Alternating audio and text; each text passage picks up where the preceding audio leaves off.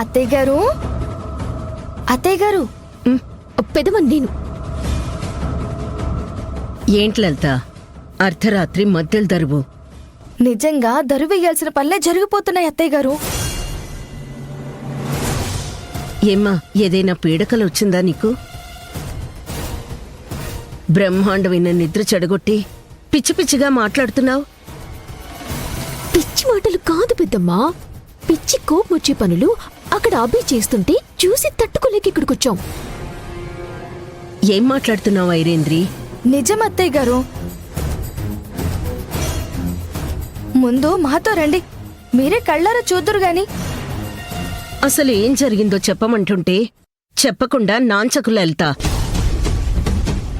పెద్దమ్మా, ఆ అభి రాహుల్ గాయాలకి వెన్నుపూస్తోంది.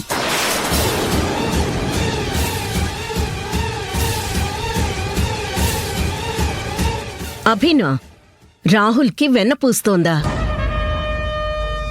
రాహుల్ రాయించుకుంటున్నాడా? అదే కదా అత్తయ్య గారు నేను చెప్పేది. ఆ అభి రాహుల్కి ఏం మందు పెట్టిందో, ఏం చెప్పి ఒప్పించిందో తెలీదు. రాహుల్ కూడా కిక్కురు మనకుండా అభి చేత వెన్న పోయించుకుంటున్నాడు.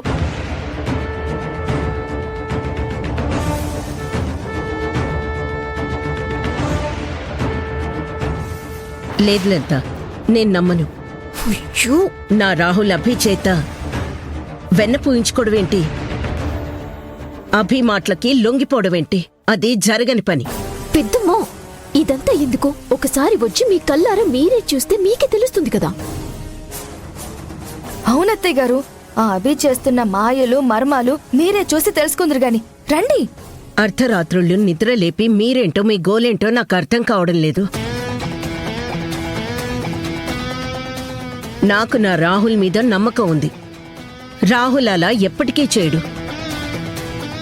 కనీసం అభి తనకి సేవలు చేయడానికి కూడా రాహుల్ ఒప్పుకోడు. మీరు చెప్పింది నిజం కాదని రుజువైందా? అప్పుడు చెప్తాను మీ పని. పదండి పదండి.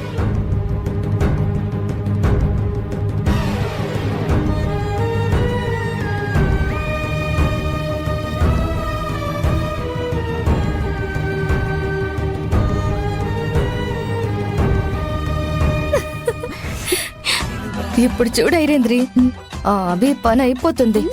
మనం వేసిన గాలానికి చిక్కుకున్న చేప పిల్లల గిలగిలలాడుతూ అత్తయ్యకి దొరికిపోతుంది.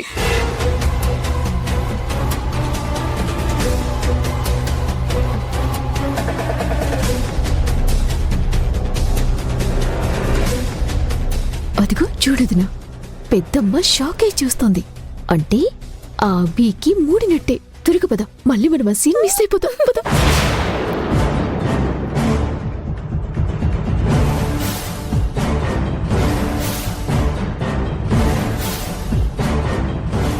చూసారా అత్తయ్య గారు ఆ అభి బాగోతం? నువ్వు కూడా చూడు వదినా, తెలుస్తుంది.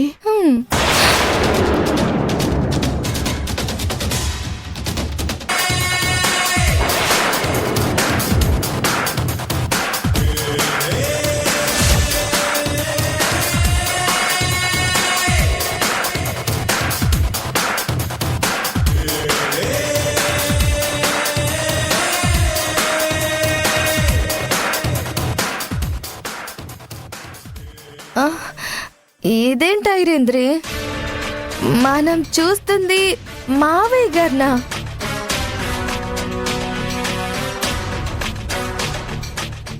అభి ఏంటి మావయ్య గారిలో కనిపిస్తుంది?